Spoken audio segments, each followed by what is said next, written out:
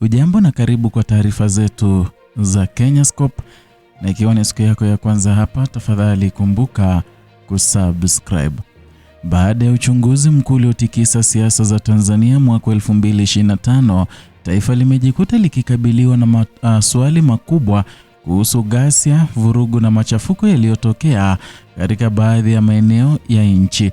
Ni tukio lililoacha kumbukumbu nzito, maandamano yaliyogeuka vurugu na mali zilizoharibiwa na maisha yaliyopotea katika mazingira ambayo bado yanazua maswali mengi kwa wananchi. Lakini sasa, wakati taifa likitafuta majibu ya nini hasa kilitokea, mjadala mwingine umeibuka kuhusu chombo kilichoundwa kuchunguza tukio hilo, na ni mjadala kuhusu uaminifu wa tume maalum iliyopewa jukumu la kufuatilia chanzo cha ghasia hizo. Na katikati ya mjadala huo, makamu mwenyekiti wa Chama cha Mapinduzi Bara Stephen Wasira ameibuka hadharani kutetea tume hiyo na kupinga vikali madai ya upendeleo. Katika mahojiano maalum ya gazeti la Mwananchi, Stephen Wasira amevunja ukimya kuhusu mjadala unaozunguka tume ya uchunguzi inayoongozwa na Mohamed Chande Othman. Tume hiyo iliundwa baada ya ghasia zilizotokea wakati na baada ya uchaguzi wa Oktoba mwaka 2025. Lengo lake ni kuchunguza kwa kina kilichosababisha machafuko hayo na kutoa mapendekezo ya hatua zinazoweza kuchukuliwa.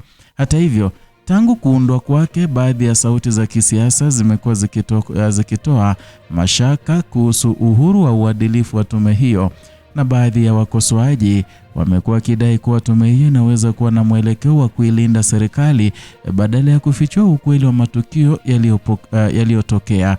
Ni madai ambayo Wasira ameyapinga kwa nguvu.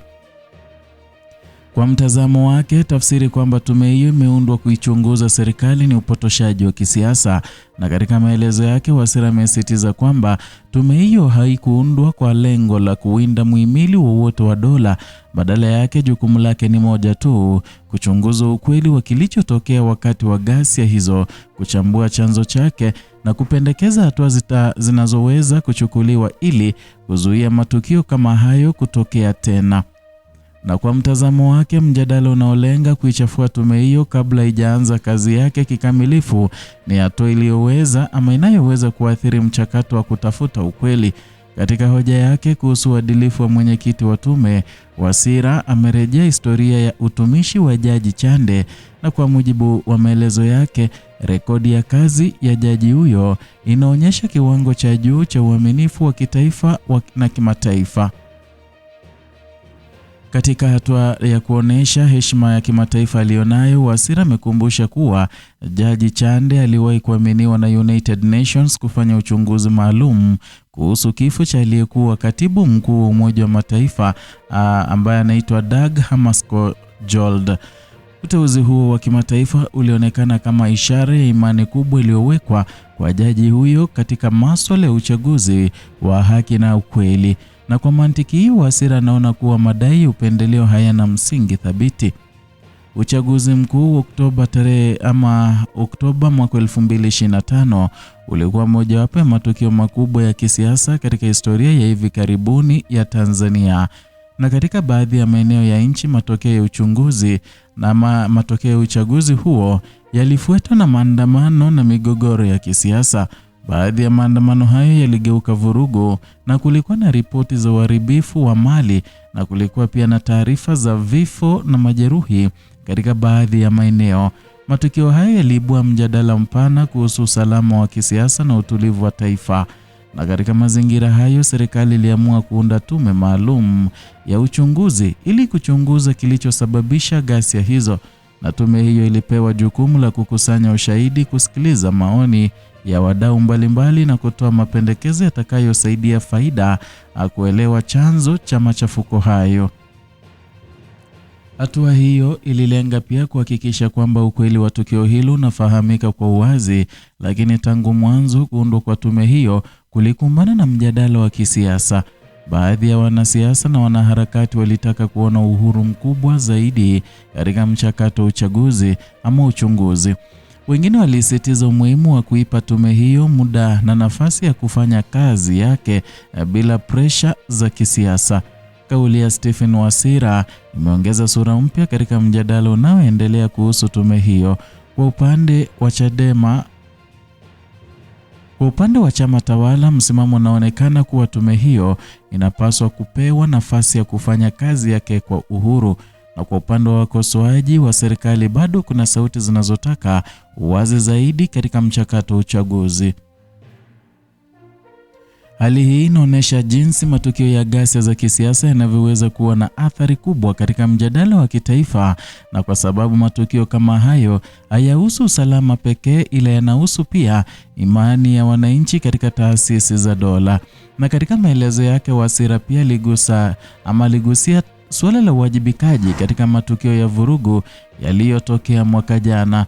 Kwa mtazamo wake, haki ya kuishi ni haki ya msingi kabisa ya binadamu, na matukio ya vurugu yaliyotokea yalivuka mipaka ya maandamano ya kawaida na ya kisiasa. Hoja hiyo imefungua mjadala mwingine kuhusu nani anapaswa kuwajibika katika matukio kama hayo. Na kwa sababu kwa mujibu wa Wasira, uwajibikaji haupaswi kuelekezwa upande mmoja pekee, ni lazima pia kuangalia nafasi ya viongozi au makundi yaliyohamasisha vijana kuingia mitaani na kushiriki katika vurugu.